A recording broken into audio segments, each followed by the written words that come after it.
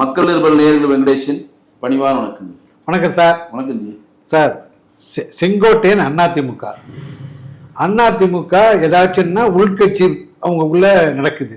அதிமுகவில் ஏதாச்சும் ஒன்றுன்னா இவங்க சசிகலா போய் பார்க்கலாம், இவரை போய் பார்க்கலாம், ஓபிஎஸ் பார்க்கலாம், டிடிவி தினகரனை பார்க்கலாம். எல்லாத்தையும் விட்டு அதிமுக தலைமையே இப்போ அமித்ஷா கையில் இருக்குது. இது அதிமுகவை அபகரிக்கிறதுக்கு அமித்ஷாவினுடைய பிளானா? இல்லை, அதிமுகவுடைய தலைமை அமித்ஷாட்ட இருக்குன்றத நான் முற்றிலும் மறுக்கிறேன். ஏன்னா அமித்ஷா அவர்கள் அப்ப எதுக்கு அங்க போறாங்க?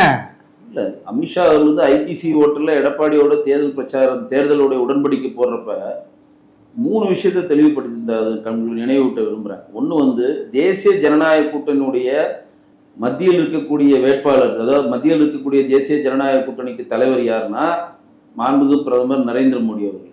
தமிழ்நாட்டு தேசிய ஜனநாயக கூட்டணிக்கு தலைவர் யாருன்னா இப்போ இருக்கக்கூடிய எதிர்கட்சி தலைவர் இருக்கக்கூடிய எடப்பாடி பழனிசாமி அவர்கள் அப்படின்னு தெளிவாக சொன்னார். அது மட்டும் இல்லாமல் தேசிய ஜனநாயக கூட்டணியோட முதலமைச்சர் வேட்பாளர் தமிழ்நாட்டுக்கு யாரு அப்படின்னு கேட்டாலும் எடப்பாடி பழனிசாமின்றது தெளிவுபடுத்திட்டாரு. ஒரு 10 முழுசா சொல்லிடுறேன். மூணாவதா என்ன சொன்னாருன்னா, அதிமுகவுடைய உள்கட்சி விவகாரங்களில் நாங்கள் என்றுக்குமே தலையிட மாட்டோம். இதுதான் கிளியர் கட்டா நம்ம ஐடிசி ஓட்டல்ல ஃபைனலைஸ் ஆனோன்னு அந்த கூட்டணியை சக்சஸ் ஆச்சு. சரிங்களா? இப்ப என்னன்னா அதிமுகவில் ஒரு குழப்பம் நிறுவுது இல்லைன்னு சொல்லலாம். யாரு? செங்கோட்டையன் என்ன சொல்றாரு, பழைய தலைவர்கள் எல்லாம் உள்ள சேர்க்கணும் அப்படின்னு சொல்றாரு. இந்த கட்சியினுடைய உட்கட்சி விவகாரம் தான் பிஜேபி இதை பார்க்கிறது. ஒண்ணு. ரெண்டாவது என்னன்னா, நாம செங்கோட்டையன் அவர்கள் கோரிக்கை வைத்திருக்க அனைத்துமே ஒரு குறிப்பிட்ட சமுதாயத்தை சேர்ந்தவர்கள் என்ற ஒரு பிம்பத்தை அவங்க நகர்த்துறாங்க. ஒண்ணு. இதனால் வரையும் எடப்பாடி தமிழ்நாட்டு முதலமைச்சராக ஆட்சி செய்துட்டு இருக்கப்பே கேசி பழனிசாமி அந்த கட்சியை விட்டு வெளியே போயிட்டு இரட்டை சின்னம் எனக்கு தான் சொந்தம்னு சொல்லி கேஸ் போட்டாரு. அவரை பற்றி வாயை திறக்காத திரு செங்கோட்டையன் பெங்களூர் பழனிசாமி தொடர்ந்து அவருக்கான ஒரு பரப்புரை, எடப்பாடி பத்தி ஒரு பரப்புரை பண்ணிக்கிட்டே இருக்காரு.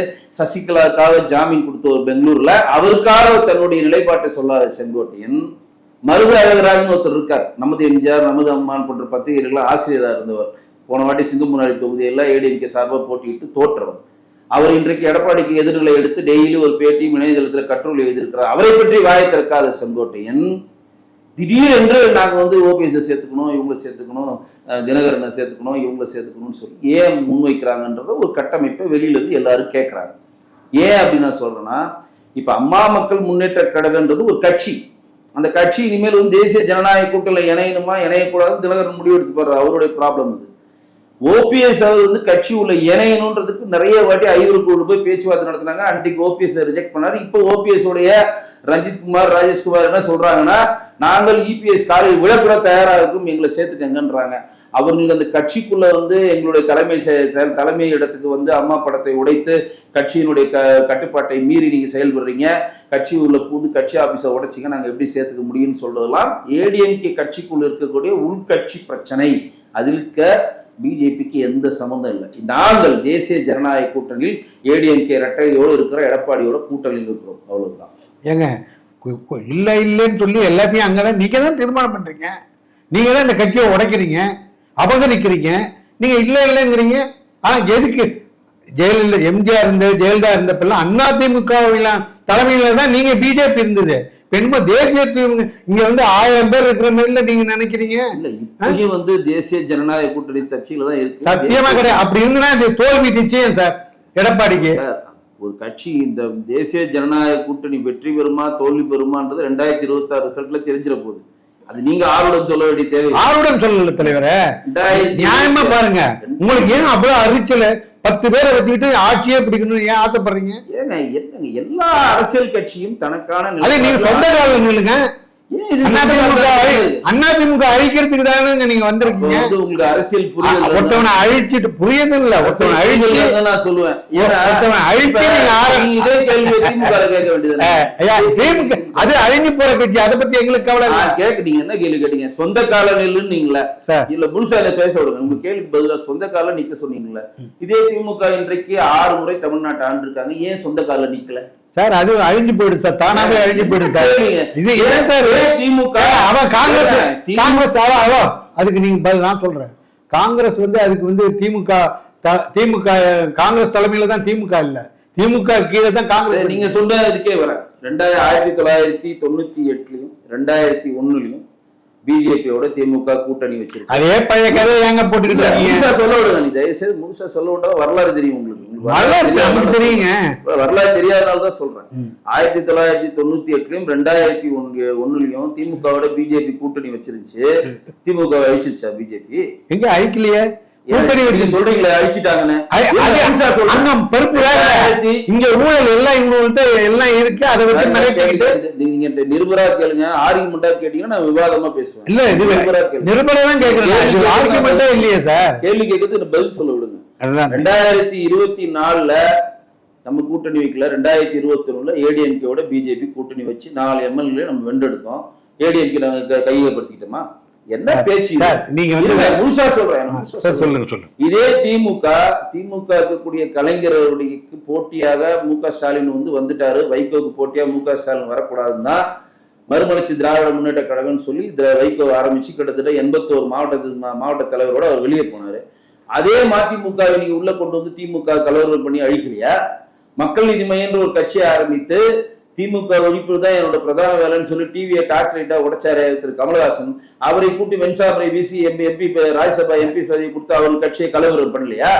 இன்றைக்கு உலகம் ஒட்டுமொத்த கம்யூனிஸ்டும் நாட்டையே நாங்க உங்களை பத்தி கேட்டா நீங்க அவன் செய்யலையா இவன் செய்யலையா? நீங்க என்னமோ எனக்கு திமுக எனக்கு சம்பந்தமே இல்ல. நீங்க என்ன சொல்றீங்கன்னா பிஜேபி ஏடிஎம்கே பிஜேபிக்கு தான் நான் பேசுறது. நீங்க பிஜேபி ஏடிஎம்கே அபகரிச்சுன்னு சொன்னீங்களே. 2021ல நாங்க கூட்டணி இருந்து அபகரிச்சிட்டோமா? அபகரிக்க முடியாது. இவன் அது கேள்வி நீங்க கேட்க கூடாது. அது எப்படி 2001 திமுக எங்களோட கூட்டணி நாங்க அபகரிச்சிட்டோமா? அபகரிக்க முடியல. அவன்கிட்ட பருப்பு வேகல. இவங்க ஊழல் சிக்கிட்டு இருக்காங்க. முடியுது அடுத்ததுங்க அபகரிச்சிட்டோமா? அதுக்கு பதில் சொல்லுங்க. அது அபகரிக்க முடியாது. அடுத்த கேள்வி அவன்கிட்ட உங்க பருப்பு வேகாது. அடுத்த கேள்வி வாங்க. உங்களுக்கு அரசியல் புரிதல் இல்லாம கேள்வி கேக்குறீங்க நீங்க.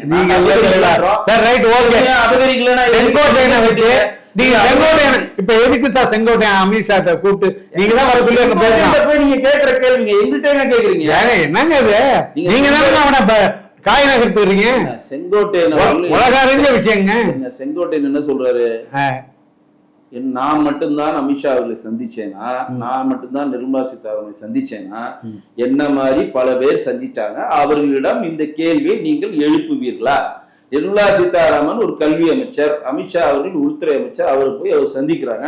2 பேரும் ஒரு அரசியல் ரீதியாக சித்தாந்த ரீதியா ராஜாதி ரீதியா சந்திக்கிறதுல உங்களுக்கு என்ன பிரச்சனை? நீங்க இப்ப நீங்க கேட்கலாம்ல, ஏன் சந்திச்சாருன்னா செங்கோட்டையில போய் கேளுங்க. அத செங்கோட்டையும் சந்திச்சாரு. என்னோட பதில் கிடையாது. நான் கேட்கிற கேள்வி என்ன தெரியுமா தலைவா?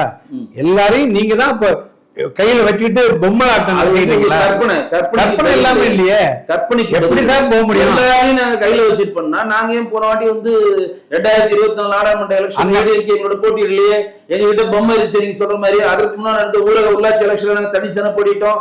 எங்க கிட்ட தான் பவர் இருக்கு, பொம்மை இருக்கு. ஏன் நாங்க கூட்டணி சேரல? பதில் சொல்லுங்க. நாளைக்கு எம்எல்ஏ எலெக்ஷன் பதில் சொல்லுங்க. எம்எல்ஏ எலெக்ஷன் நாளைக்கு இருங்க. என் பதில் சொல்ல நீங்க கேட்க மாட்டேங்கிறீங்க. நாளைக்கு எம்எல்ஏ எலெக்ஷனுக்கு அவங்க தயவு வேணும் அப்படிங்கறதுனாலதான் நாளைக்கு விட்டீங்க. அப்ப உங்களுக்கு அரசியல் புரிதல் இல்லைன்னு தான் நான் சொல்லுவேன். ஏன்னா எங்களுடைய கோர் கமிட்டி மீட்டிங்லயும் எங்களுடைய காரியகர்த்தா மீட்டிங்லயும் தெளிவா எங்களுடைய மாநில தலைவர் நாயனார் சொல்றாரு, எங்களுடைய இலக்கு 2026 கிடையாது. எங்களுடைய இலக்கு 2029. இப்பொழுது எங்களுடைய இலக்கு தமிழ்நாட்டில் இருக்கக்கூடிய ஒவ்வொரு பாரதிய ஜனதா தொண்டர்களும் ஒரு சங்கல்பம் செய்து கொள்ளுங்கள். தமிழ்நாட்டு எடப்பாடி பழனிசாமி அவர்களை முதல்வராக்குவோம். நான் சொல்லல, எங்களுடைய முன்னாள் மாநில தலைவர் அண்ணாமலை சொல்றாரு. இதுல இருந்து நீங்க கேட்ட கேள்விக்கு பதில் வந்து நீங்க புரிஞ்சு எம்எல்ஏ அண்ணாமலையே தனியா கட்சி ஆரம்பிக்கிறதா சொல்றாங்க. அதெல்லாம் கற்பனைக்கெல்லாம் நம்மள்ட்ட பதிலே கிடையாது சார். நீங்க ஆக்கப்பூர்வமான கேள்விகள் இருந்தா கேளுங்க, நான் பதில் சொல்றேன். அவர் தனியா கட்சி ஆரம்பிக்கிறா இல்லையா கற்பனைக்கு எல்லாம் பதில் சொல்ல முடியாது. சரி, இப்ப இலக்கை நாங்க சொல்லிட்டோம். சரி, பொது வழியிலையும் சொல்லிட்டோம். எங்க இன்னார் மாநில இப்ப இருக்க மாநில தலைவரும் சொல்லிட்டாரு, முன்னாள் மாநில தலைவரும் தெளிவா சொல்றாரு. எடப்பாடி பழனிசாமி முதல்வராக்குறதா எங்களுடைய பிரதான வேலையும் சொல்லிட்டாரு. நேற்று KP ராமலிங்கம் ஒரு பேட்டியிலே சொல்லிட்டாரு, எடப்பாடி பழனிசாமி பற்றி பொது வழியில் விமர்சித்து விட்டு எங்க கிட்ட வந்தால் அவர்களுக்கு நாங்கள் ஆதரவு தர மாட்டோம் KP ராமலிங்கம் கூட சொல்லியிருக்காரு. அதெல்லாம் அவங்க உட்கட்சி பிரச்சனை, அதை தீர்த்து வரட்டும். எங்க தேசிய ஜனநாயக கூட்டணியில ஏடிஎம்கே பிஜேபி ஸ்ட்ராங்கா இருக்கு, அவ்வளவுதான். இது திமுக உள்ளடி வேலைகளை இறங்கி பண்ணிட்டு இது குட்டி குழப்பத்தை ஏற்படுத்த பழிக்காது சார். 113 இது கேக்குறீங்களா, மனசாட்சியோட தான் கேக்குறீங்களா? இதெல்லாம் கற்பனை தான். இதுவா யாரோ இணையதளத்துல எழுத வச்சு கேக்குறீங்க.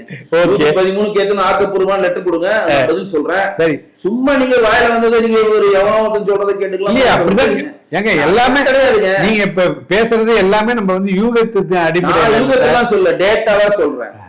அதாவது இது நம்ம காட்டாங்குளத்தூர்ல SRM காலேஜில் நடந்த ஒட்டுமொத்த காரிய கமிட்டா மீட்டிங்ல தெளிவா எங்களோட மாநில தலைவர் சொன்னாரு, 2026 எங்க இலக்கு கிடையாது. எங்களுடைய இலக்கு 2026 எடப்பாடி பழனிசாமி முதல்வர் ஆக்குவது. எங்களுடைய இலக்கு 2029. இதோட என்ன வேணும்? ஒவ்வொரு எலெக்ஷனும் அப்படிதான் சொல்றீங்க. இதோட எனக்கு யாரும் சொல்ல, அந்த மாதிரி தெளிவா சொல்லிட்டோம். எங்களோட முன்னாள் மாநில தலைவர். கடைசியா ஒரு கேள்வி சார், செங்கோடையன் பிஜேபியில் இணைகிறாரா? அதுதான் அவங்களுக்கு பதில் முன்னாடியே சொல்லிட்டேன். எடப்பாடி பழனிசாமி அவர்களை விமர்சித்து விட்டு, எடப்பாடி வந்து எங்க கூட்டணியில் இருக்கிறப்ப, இங்க நாயனாரு நீ தெளிவுபடுத்திருக்காரு, எங்க கூட்டணியில ஏடிஎம்கேயில் இருக்கிறப்ப ஏடிஎம்கே கூட்டணியில மூத்த தலைவராக ஒருத்தர் உள்ள வருவதை நாங்கள் அனுமதிக்க மாட்டோம். நீங்க நாயனார் தெளிவா சொல்லியிருக்காரு. நீங்க பேட்டி எல்லாம் பாக்குறதுன்னு நினைக்கிறேன். தெளிவா பேட்டி இணையவாரான்றது பதில் பேட்டிலே சொல்லிட்டாருங்க. கூட்டணியில் இருக்கிறோம், கூட்டணி வந்து ஒருத்தர் இது நாங்க டிஎம்கேவா மதிமுக கூட்டணியில வச்சுப்போம், அவரோட கோயல் கோயில் வந்து இருந்தாலும் இணைஞ்சிப்போம். மதிமுக கூட்டணியில் இருக்கும், செஞ்சி ராமச்சந்திரன் சா கணேசன் வந்தா இணைச்சிப்போம். மதிமுக கூட்டணியில் இருப்போம், அங்க இருக்க நாஞ்சில் சம்பத் வந்தாலும் இணைச்சிப்போம். நாங்க திமுகவா? தெளிவா எங்க ஸ்டாண்ட சொல்றோம். திமுக மாதிரி கிடையாது. யாரு அண்ணா திமுக வந்தா யாரையும் நீங்க சேர்க்கல. ஏங்க தெளிவா எங்க மாநில தலைவர் சொல்லிட்டாருங்க, நாங்க கூட்டணியில் இருப்போம், அந்த கூட்டணி மீறி நாங்க செயல்பட மாட்டோம், நாங்க ஆல்ரெடி அக்ரிமெண்ட் போட்டிருக்கோம், உங்க உட்கட்சி விவகாரத்தில் நாங்க தலையிட மாட்டோம் சைன் பண்ணிருக்கோம். நாங்க ஆனா இப்போ பண்றது பூரா உட்கட்சியில நீங்க தான் அங்க கற்பனைக்கு பதில் கிடையாது. நாங்க தெளிவா எல்லா விஷயத்தையும் சொல்றோம். சரி சார், அது டேட்டாவா சொல்றோம். நீங்க கற்பனையா இணையதளத்துல 115 சீட்டு கொடுக்குறாங்களே, நீங்க தான் கட்சியை உடைக்கிறோம், நீங்க கற்பனைக்கு இங்க பதில் கிடையாது. நீங்க டேட்டாவா ஆக்கப்பூர்வமான கேள்வி ஆக்கப்பூர்வமான. ஓகே, சூப்பர் தலைவா. சசிகலாவும் டிவி தினகரனும் தனக்கு சரியா இல்லைங்கிறதுனால இப்ப அந்த பழைய தூசி தட்டி அந்த இதெல்லாம் எடுத்து ஏன் போடுறீங்க? நிறைய விஷயம் தெரிஞ்சுங்க. டிடிவி மேல் எப்போவே ஒரு கேஸ் இருந்துட்டு தான் இருக்கு. இத்தனை நாளா வெள்ளிய தலைவா அந்த கட்சியில இருக்கிற வரையும், அந்த உங்களோட இருந்த வரையும் இது இல்ல. இப்ப நாங்கள் அங்கேருந்து விலகிறோன்னு ஒரு இதை தூக்கி போடுறீங்க. அப்போ உங்களுக்கு வந்து என்னன்னா ஒரு விஷயம் தெளிவுபடுத்துங்க. சிபிஐ வழக்காகட்டும், ஈடின்ற அமலாக்கத்துறை ஆகட்டும், இன்கம் டாக்ஸ் ஆகட்டும், இதெல்லாம் தன்னாட்சி அதிகாரம் பிடித்த ஒரு அமைப்பு. அந்த அமைப்பு தனக்கான வேலைகளை தன்னாட்சி அதிகாரத்துக்கு செய்வாங்க. யாரும் அழுத்தம் கொடுத்தாலும் அதை செய்யவே முடியாது. நல்லா தெரிஞ்சுக்கணும். திடீர்னு ஏன் கொடுத்தீங்க, நீங்க சொன்னா செய்வாங்க, நீங்க சொல்லல. அதிகாரம் அவர்களிடம் இருக்கிறது. அந்த அதிகாரம் இப்ப நீங்க சொல்ற மாதிரி இப்ப நீங்க எல்லாமே வந்து விசாரணை பண்ணலாம், தண்டனை கொடுக்க முடியுமா?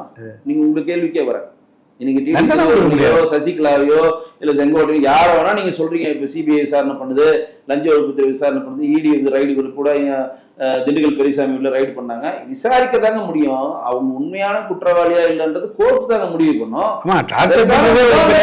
பொது வழியில கொண்டு போய் வைக்கிறாங்க. இன்னைக்கு லஞ்ச ஒழிப்புத்துறை வந்து ஜெயலலிதா பேர்ல டிஎம்கே மினிஸ்டர் மேல பாதி பேர் மேல போட்டாங்க. திருப்பி மாறி டிஎம்கே போயிட்டு வந்து அந்த எல்லா மினிஸ்டர் மேல போட்ட லஞ்ச ஒழிப்புத்துறை வாபஸ் வாங்கி எல்லா கேஸும் வித்ரா பண்ணாங்க.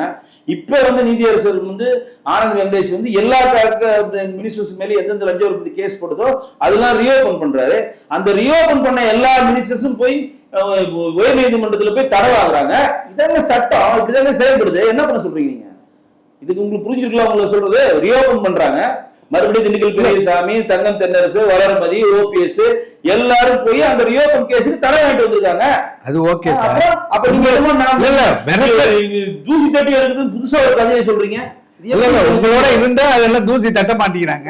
உங்களோட கற்பனைங்க. சரி, ஓகே சார். உங்களோட இருந்து நாங்கள் தூசி தட்டினாலும் நாங்கள் தண்டனை அளிக்க முடியாதுன்ற புரிதலுக்கு நீங்க தயவு செய்து வாங்க. நன்றி. நாங்க தூசி தான் தட்டலாம், ஆனா தண்டனை அளிக்கக்கூடிய பவர் இங்க எந்த அதிகாரி சிபிஐ இன்னைக்கு ஈடிக்கு வந்து தண்டனை கொடுக்க முடியாது. கேஸை ஃபைல் பண்ணணும். நீங்க சொன்ன விஷயங்கள் கோர்ட்டில் ப்ரூவ் பண்ணால் மட்டும் தான் தண்டனை அவனுக்கு கிடைக்கும். அது வரையும் அது வந்து நிலுவையில் தான் இருக்கு. நீ செந்தில் பாலாஜியோட கேஸ் கோர்ட்ல தீர்ப்பு வரப்ப 2000 சாட்சி உள்ள கொண்டு வரான். நீதிபதி உள்ள திட்டாரு, என்ன 2000 சாட்சிக்கு உள்ள கொண்டு வந்து அந்த கேஸ் எப்ப முடிக்கும்? அப்ப இந்த நீதிமன்றத்தை நீங்க அவமதிக்கிறீங்க. இந்த நீதிமன்றத்தில் இந்த வழக்கு முடியக்கூடாதுன்னு வாதி வந்து நினைக்கிறாரு. இதுக்கு மிகப்பெரிய ஒரு கண்டனத்தை தெரிவிக்கிறது முன்வைக்கிறாங்க. சட்டத்தின் ஓட்டத்தில் உள்ள இறங்கி அரசியல்வாதி வேலை பெற நீதிமன்றங்கள் என்னங்க பண்ணும்? நன்றி, வணக்கம். நன்றி சார்.